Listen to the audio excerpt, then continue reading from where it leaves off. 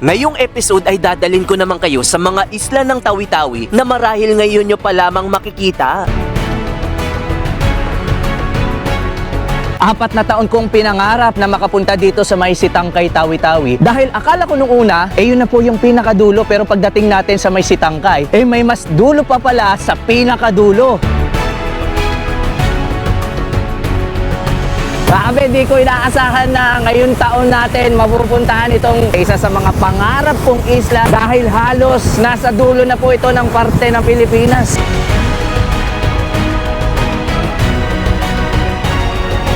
Mixed emotion dahil napakalayo na talaga nito at buti na lang nakikisama po yung panahon. Malapit-lapit na po tayo sa huling isla dito sa Pilipinas kasi konti-konti na lang nasa last island na tayo. Samahan niyo muli ako sa isang umaatikabong adventure at sabay-sabay nating puntahan ang pinakahuling isla meron ng Pilipinas.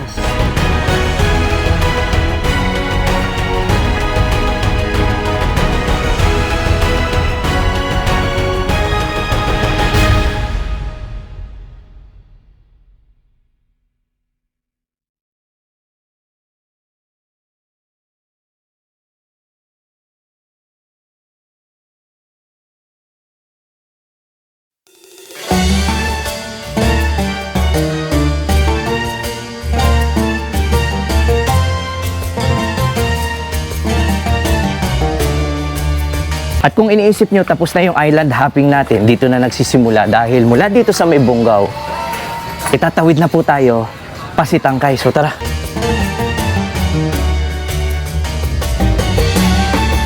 Ito yung sasakyan natin mula dito sa Bungaw papunta ng Sitangkay. So 1,000 pesos lang po yung binayaran natin. Tapos maya-maya 11 o'clock ilalarga na po ito.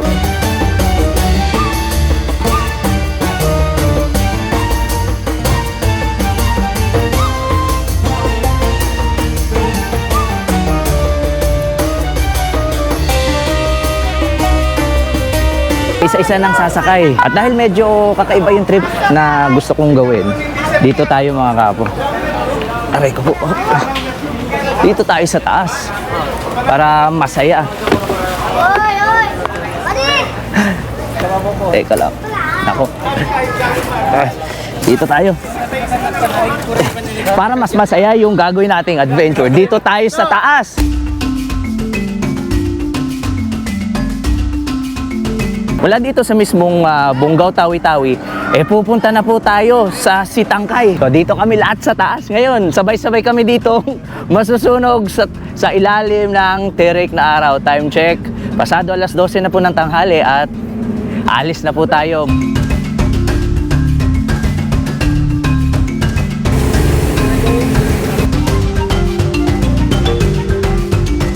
Ay, ma-experience to!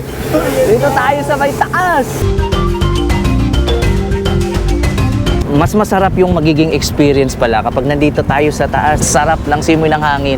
Tapos, kita natin yung Budbungaw. Tatawid tayo dyan. Lalabas tayo dito. Tingnan nyo yung sa ilalim tayo ng tulay. Meron pang isang tulay doon, tapos open sea na po.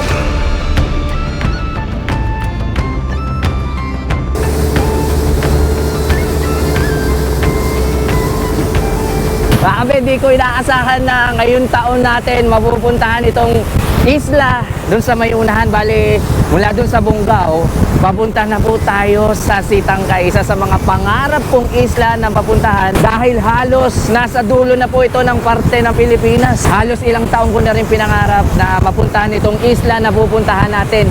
Ilang oras na lang, ilang sandali na lang, nasa Sitangkay na po tayo. Kung nung nakaraan, nag-ikot-ikot lang po tayo dito sa mismong Bungaw, medyo malayo-layo na. Papunta na po tayo ngayon sa pinakadulo.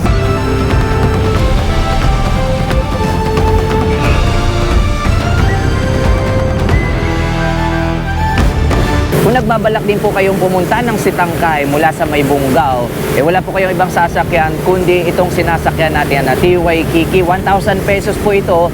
Daily mula dun sa may Bungaw, aalis po ng alas 12. Tapos kulang-kulang 1 hour daw kapag hindi maalon. So mabilis na to kaysa doon sa mismong lancha na 5 hours yung biyahe, at least kahit papaano nakatipid na tayo sa oras. Kapag pabalik naman po kayo galing sa Sitangkay, araw-araw naman din po yung biyahe pabalik ng Bungaw. Alas 7 ng umaga kung hindi ako nagkakamali, kaya araw-araw po merong biyahe. Except pala kapag Biyernes dahil naka-maintenance itong TY Kiki. Ito yung sasakyan ninyo pag pupunta kayo ng Sitangkay.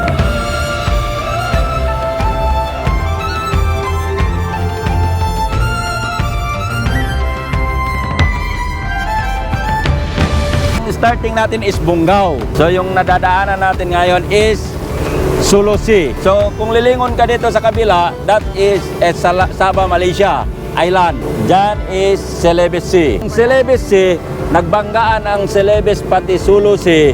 Yung puntahan natin island. So yan ang Sikulan Island, local name. Nandyan yan, nakaganyan kasi sa Last Island Municipalities yan ng Southern, ang Sikulan.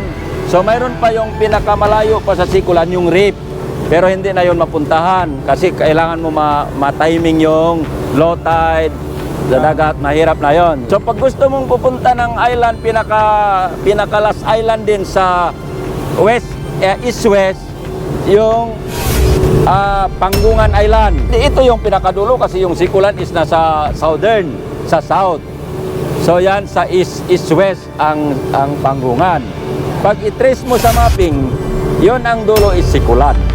South. Kasi sa south, sa southernmost pier. So siyempre naman, itong Tawi-Tawi is nasa southern. Meron pa may isla dulo. Opo, mayroon. So yung Sitangkay, hindi pa siya dulo. Island municipalities ang Sitangkay. Ang pinakadulo, Ang pinakadulo is yung Sikulan Island.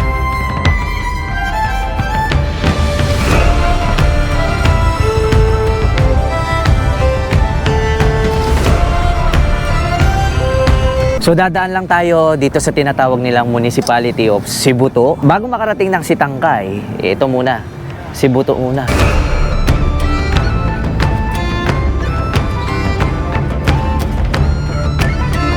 Pagbababa lang po ng mga pasahero tapos aalis na agad. Tingnan nyo yung tubig, oh. Tingnan nyo yung tubig dito sa may Sibuto. Grabe. Malamang nakikita nyo naman kung gaano kalinaw.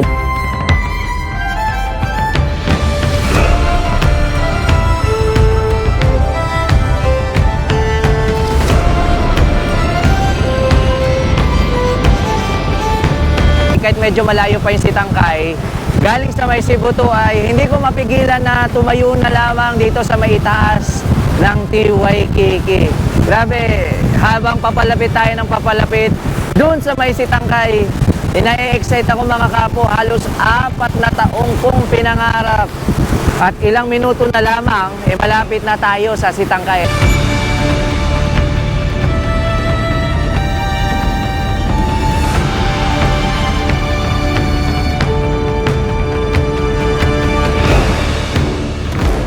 Dito na tayo. Bababa na agad tayo dito. Alright.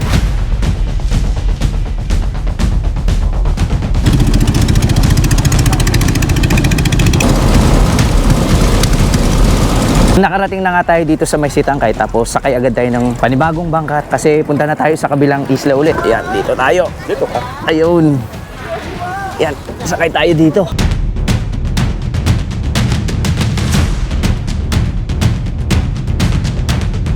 Punta tayo ngayon sa Sikulan na estimated arrival natin papunta doon na 40 minutes dahil 3 makina yung gagamitin nating outboard na makina. Makikita natin dyan lighthouse na gawa ng Japanese at saka bagong lighthouse.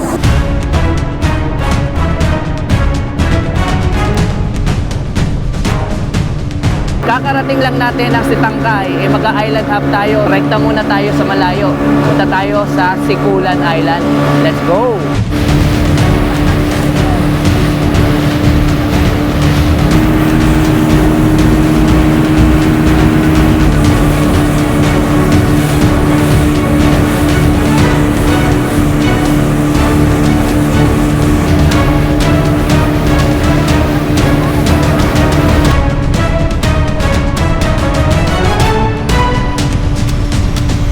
napansin ko agad na, ewan ko lang kung makikita nyo ba sa camera, pero yung dagat dito sa may Sitangkay, tingnan nyo kanong kulay oh. Ayan nga, tingnan nyo. Grabe. Turquoise green yung kulay ng dagat.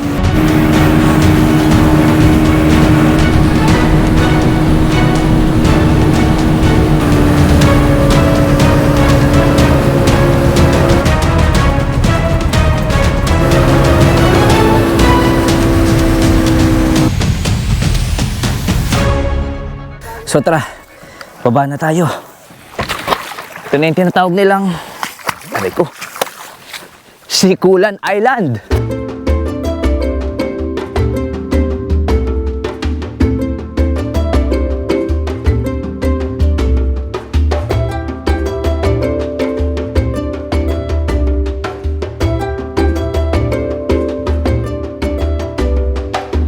Pagbaba nyo mismo ng Sikulan Island, ito agad yung bubungad sa inyo. May maliit na masjid dito. Tingnan nyo, napakasimple lang oh. Ngayon, para magkaroon kayo ng idea kung saan man tayo ngayong eksaktong nakatayo, ay pwede nyo pong buksan yung Google Maps or online maps sa inyong mga Android devices or Apple phones at i-search yung tinatawag na Salwag Lighthouse na nakikita nyo sa ating likuran, yung kulay itim. Ito yung isa sa mga lumang lighthouse dito sa Tawi-Tawi.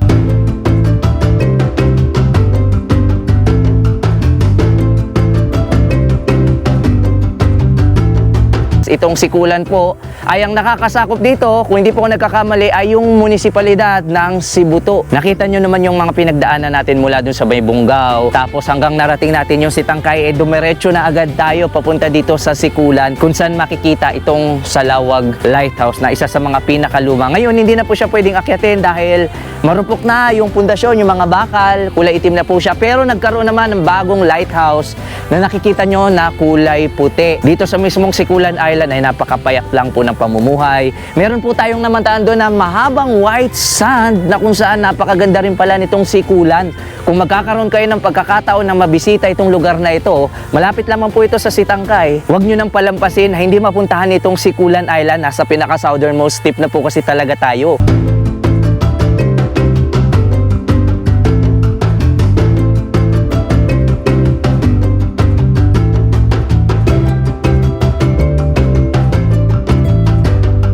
Akala ka talaga nung una Sitangkay na yung pinakamalayo o yung southernmost part ng buong Pilipinas. Pero kapag tinignan nyo talaga sa mapa, kumpirmadong kumpirmado po na itong mismong kinalalagyan natin, itong mismong isla ng Sikulan, ito na yung pinaka-southernmost part, hindi lang ng Tawi-Tawi, kundi ng buong Pilipinas.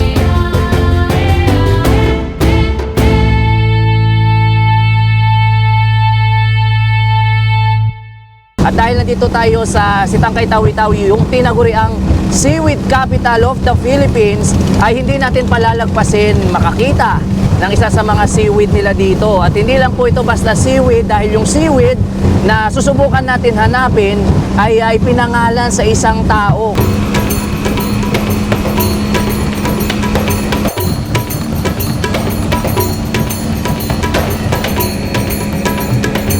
Hindi natin alam kung makakakita tayo dahil hindi pangkaraniwan yung kulay niya, dahil yung kulay ng seaweeds na alam natin kulay green o verde, pero ito daw na susubukan natin hanapin may pagka-reddish or medyo may pagka-brown.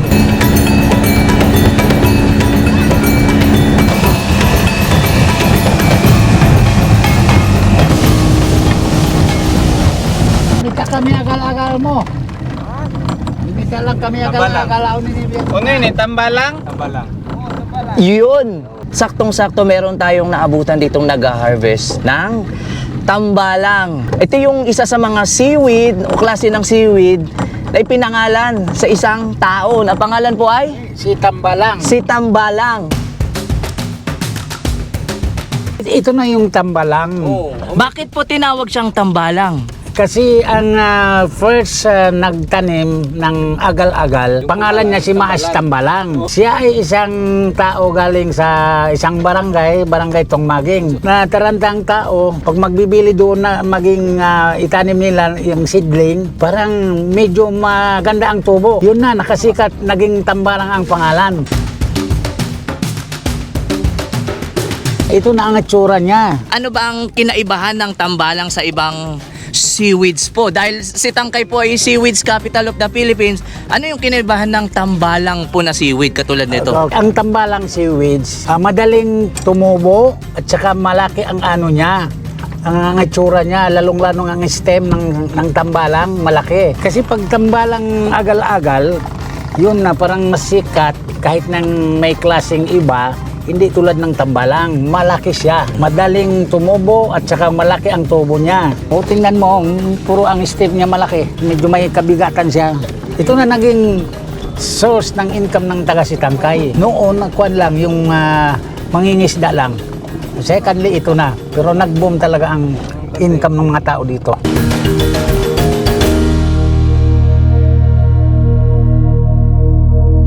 Pagkatapos naming ipakita sa inyo yung kakaibang seaweed na tinatawag na Tambalang, babalik na po tayo sa Sitangkay proper.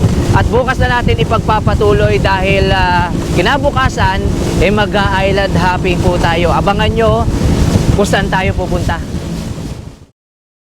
Good morning, ito na yung ating continuation ng ating ginagawang paglalakbay dito sa Sitangkay, Tawi-Tawi. Ngayong araw naman po yung pinaka-exciting part dahil mula dito sa mismong Sitangkay proper ay mag-island hopping po tayo. At hindi lang po ito basta-basta island hopping dahil yung pupuntahan natin yung pinaka-boundary ng Malaysia at ng Pilipinas. Dito tayo mag-jump off point sa mismong Sitangkay proper tapos sasakay tayo ng speedboat. So ito yung gagamitin nating speedboat. So hindi natin alam kung ilang oras yung magiging travel natin. So tara, ano pang hinihintay natin? Explorein na natin to.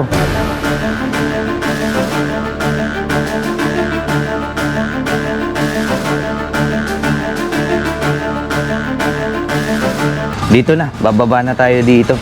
Kasi kailangan natin sumakay ng speedboat papunta sa ating mga destinasyon. Let's go!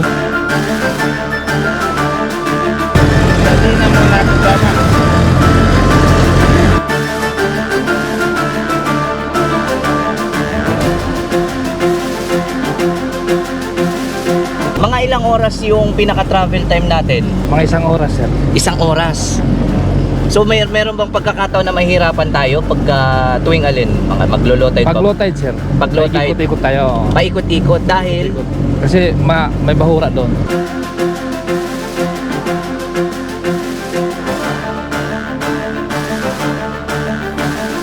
So makikita nyo naman bago tayo makapunta mismo sa mismong pinakalaot, kailangan muna natin pagdaanan yung mga maliliit na channel dito sa mismong pinakasitangkay proper. Kung yung kahapon na pinakita ko sa inyo na floating market, ito na rin yun mga kapo, itong mismong pinagdadaanan natin. So medyo mahaba to. So sa dulo ng pinaka floating market nila, nandun na yung munisipyo ng Sitangkay, Tawi-Tawi.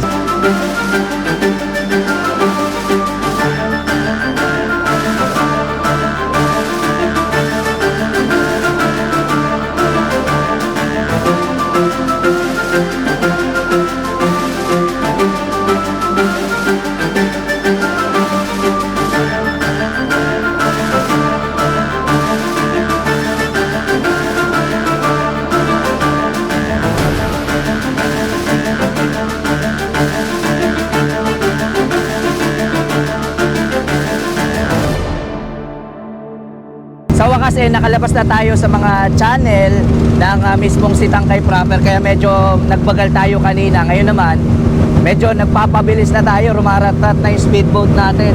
Hindi kasi tayo pwedeng mabilis doon sa pinaka proper kasi marami kasi mga shallow area yung mismong Sitangkay, kaya baka sumayad yung mga bangka, yung mga speedboat, kaya kailangan talagang dahan-dahan tayo. Pero dahil nakalabas na tayo, babakbak na tayo.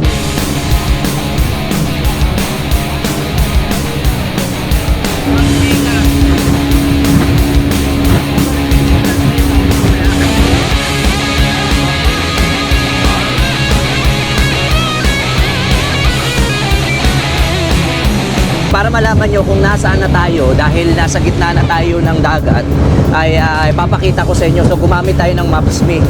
Ayan, kung nakikita nyo, ito tayo nasa gitna. Base sa Maps.me, itong island na nakikita natin, yan yung Bulo-Bulo. Tapos yung nasa harapan naman natin, ito naman yung Mardanas Island. Ngayon kung gusto nyong i-check, pwede nyo rin bisitahin yung Google Maps. Pero dahil nandito tayo sa laot, wala pong signal dito, gamit na gamit ko po yung Maps.me. At least kahit paano nalalaman natin kung nasaan tayo eksakto. Halos yung pupuntahan kasi natin, pagkatapos ng Mardanas, eto, papakita ko sa inyo. Halos boundary na po talaga ng Malaysia at saka ng Pilipinas kasi nandun na sa mapa yung parang boundary line na imaginary. So ito yung pupuntahan natin. Yung pinaka last island, tapos ito yung boundary na sinasabi ko sa inyo. Yung Pilipinas, sa Pilipinas.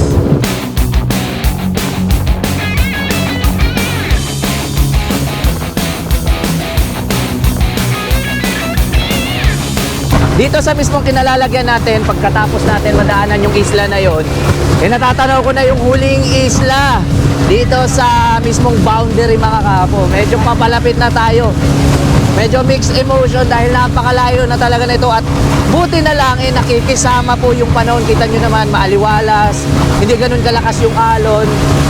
Halos approaching na tayo, natatanaw ko na medyo konti-konti na lang. Nasa last island na tayo.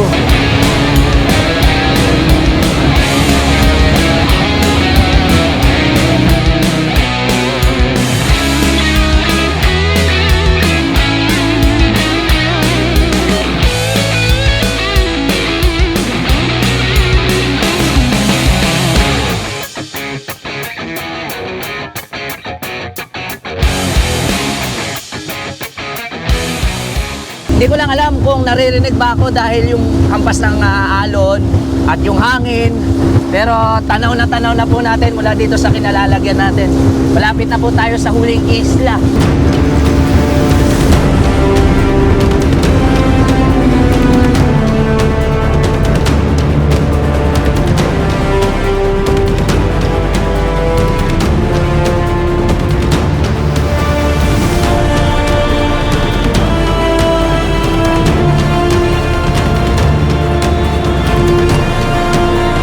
Sa pinaka-boundary na po tayo ng Malaysia at ng bansang Pilipinas, natatanaw na po natin yung Mataking Island. So parte na po ito ng bansang Malaysia. Yung sa may unahan, medyo malayo-layo lang, hindi ata makukuhaan ng ating camera. Pero ito na yung isla mga kapo.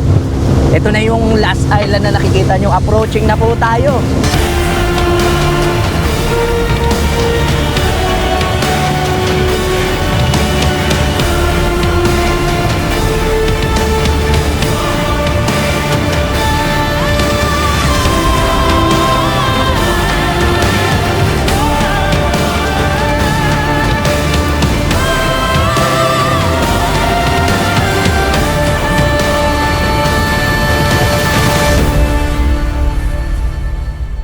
Ito na yung isa sa pinaka-pinapangarap natin dahil tatapak na tayo sa huling isla dito sa Pilipinas mga kapo. Ito na yung tinatawag na Panggugan Island.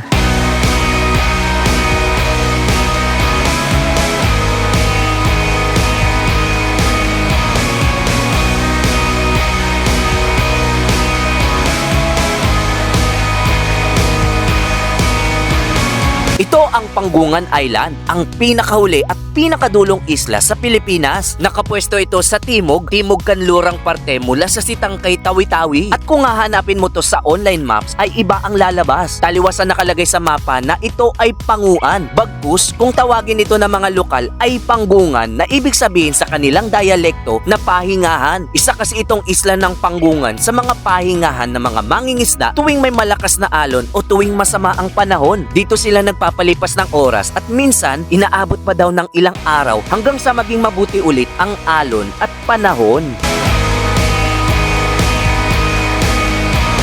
Ito na mismo yun mga kapo, nilalakaran na natin yung huling isla dito sa may katimugang parte ng Pilipinas. Actually, boundary na po ito ng bansang Pilipinas. At yung natatanaw yung parang bundok na yan, Malaysia na po yan, bahagi na po ng Sabah, Malaysia. Grabe, tingnan nyo, nasa boundary na po tayo.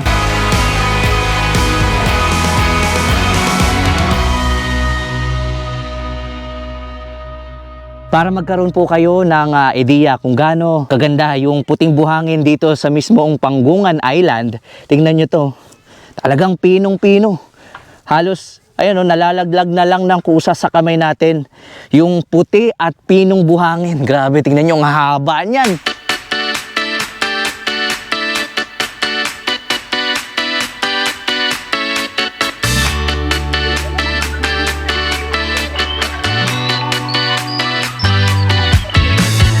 Apat na taon kong pinangarap na makapunta dito sa may Sitangkay, Tawi-Tawi dahil akala ko nung una, yun na po yung pinakadulo, pero pagdating natin sa may Sitangkay, may mas dulo pa pala sa pinakadulo. Wala na pong ibang isla kayong makikita kundi ito na yung pinakahuling isla dahil ito yung katunayan mga kapo. Panggungan Island na yan, nasa pinakadulo na tayo talaga.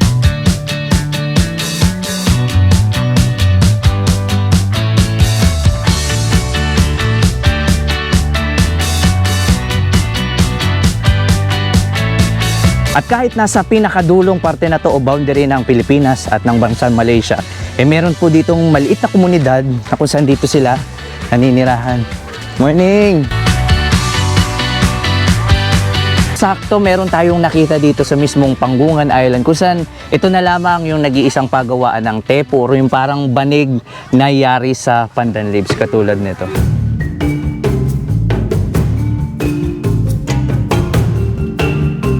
Gaano katagal po ginagawa yung isang pinakabuong banig na tepo? Bulanan ko. Bulanan. Isang buwan daw. Mapalad tayo dahil meron pang nag-iisang gumagawa ng tepo. Tingnan nyo yung disenyo. Makulay. Tapos pagka nagawa po ito, saan nyo binebenta or sinasambi? Hindi, binenta. Bunggaw. Sa Bunggaw So isang ganito kahabang banig, magkano po yung sa ano? Pila sin? 5,000. So sa isang buong banig na gagawin nila, kapag nayari na, ayan, tingnan nyo may mga disenyo. Mano-mano po kasi nila na itong gagawin at ito mismong bahay na lamang yung gumagawa ng tepo. Ngayon kapag ka nagawa at naging isang buong banig po ito ay binibenta po nila sa halagang 5,000. Dito rin sa may Panggungan Island, meron din ditong nagbebenta ng pearl galing sa Taclobo. Tingnan nyo kung gaano kalaki yung perlas. So dahil nga dito sa may Panggungan Island, maraming mga Taclobo dito. Yun yung isa sa mga pangunahing pangkabuhayan nila dito. Tapos kapag na-timing nila yung Taclobo, meron katulad nito. Ito yung pearl. 3,000 pesos tong mismong pearl na tignan nyo may mga maliliit galing sa loob ng Taclobo. Dito sa may Panggungan Island, yung pampangganda ng mga kababaihan, borak na tinatawag tas pinapahid nila sa mukha katulad nito. Ang galing oh, di ba?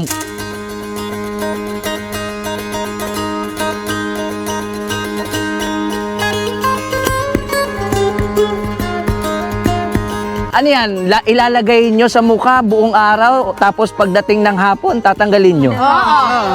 So lahat kayo? Oo. Wow! So yan yung beauty, ito yung magiging parang beauty products nila dito. Kaya, Matanggal to, maputi ang mukha mo. wow! Kaya pala kapansin-pansin, makikinis yung mga mukha nila dito kahit dito sa pinaka-boundary na ng Pilipinas at ng Malaysia. Yung mga kababaihan dito, yung ginagamit na pampaganda or parang kanilang native na beauty products, parang clay na nilalagyan ng tubig tapos ilalagay sa mukha.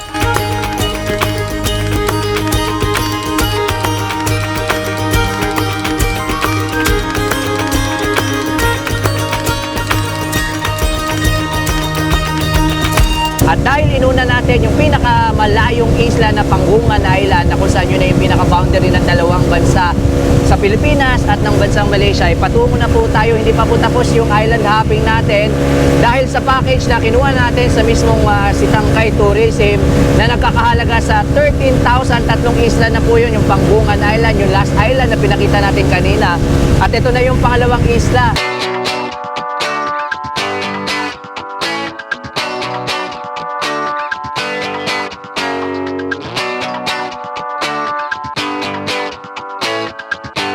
So pagkatapos ng halos mahigit 30 minuto mula dun sa may Panggungan Island, eto na, narating na natin yung sunod na isla. Napapansin nyo ba kung anong kulay ng tubig? Tignan nyo yan, oh. Ito na yung tinatawag nilang Mardanas Island.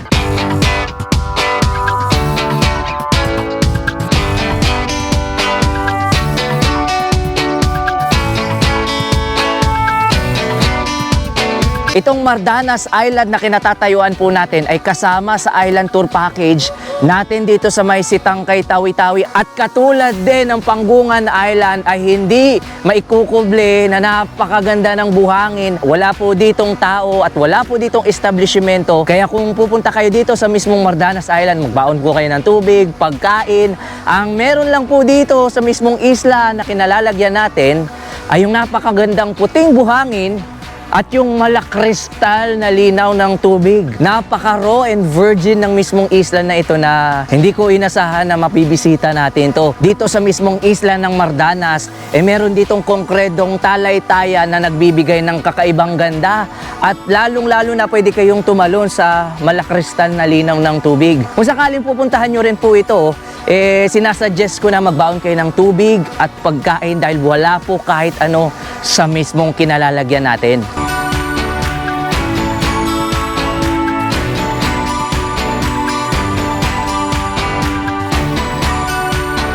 Para magkaroon na din kayo ng idea, itignan nyo yung buhangin dito. Ayan o, pino din.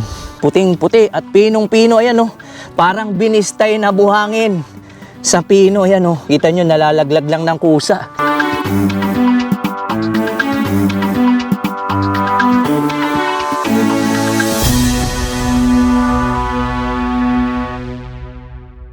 Pagkatapos doon sa may Mardanas Island, meron pa po tayong isang isla na bibisitahin.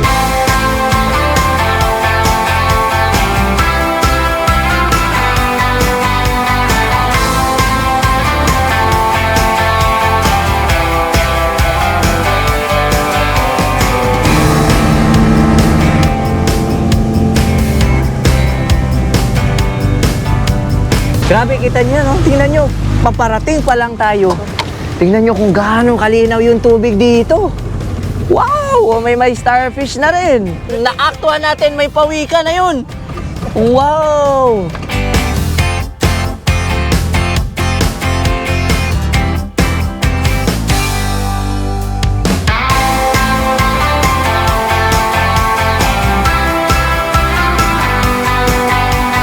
Narating na po natin yung ikatlong isla na bibisitahin natin. Ito na po yung Bulu-Bulu Island.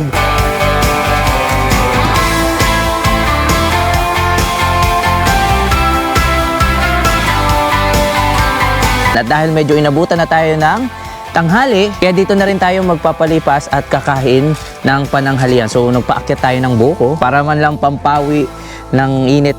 Medyo tirik yung araw at maganda yung panahon. Grabe. Isa lamang itong Bulu-Bulu Island sa mga pwede nyong bisitahin kapag nandito kayo sa mismong Tawi-Tawi. Mula pa lang kanina sa may Panggungan, talagang sunod-sunod yung mga isla na nakikita natin.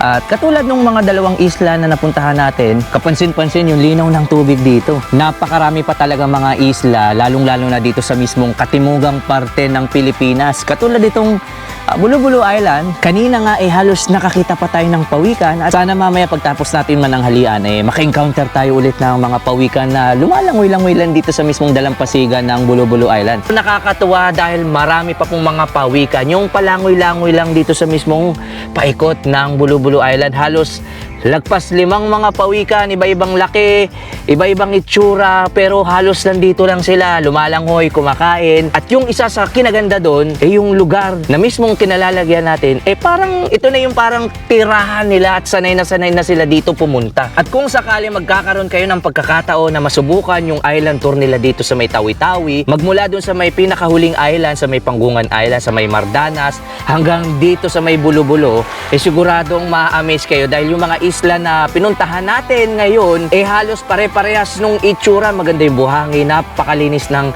dagat at lalong-lalo na dito sa mismong Bulu-Bulu pwede kayong makipag-interact sa napakaraming mga pawikan. The best dito mga kapo, sana ma-enjoy nyo to.